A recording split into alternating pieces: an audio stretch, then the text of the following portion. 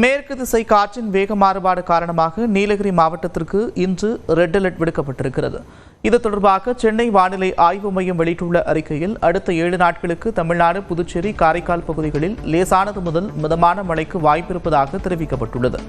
மேலும் நீலகிரி மாவட்டத்தில் இன்று ஒரு சில இடங்களில் அதி கனமழையும், கோவை மாவட்ட மலைப்பகுதிகளில் மிக கனமழையும் பெய்யும் என்று வானிலை ஆய்வு மையம் எச்சரித்துள்ளது.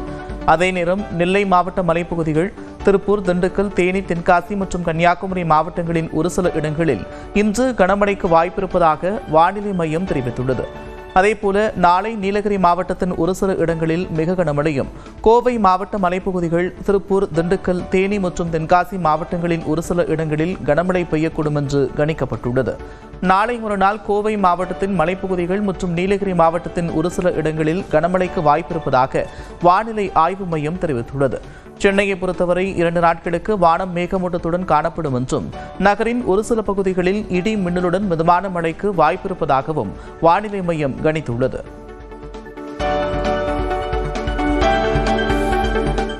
கோவை மாவட்டத்தின் பல்வேறு பகுதிகளில் மழை பெய்வதால் குளிர்ச்சியான சூழல் நிலவுகிறது.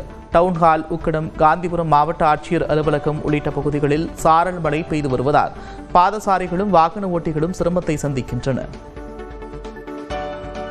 தென் தமிழ்நாடு, மன்னார் வளைகுடா மற்றும் அதனை ஒட்டிய குமரிக்கடல் பகுதிகளில் மணிக்கு 65 கிலோமீட்டர் வேகத்தில் சூறாவளி காற்று வீசக்கூடும் என்று எச்சரித்துள்ள வானிலை மையம் 4 நாட்களுக்கு அந்த பகுதிகளுக்கு மீனவர்கள் செல்ல வேண்டாம் என்றும் அறிவுறுத்தியுள்ளது.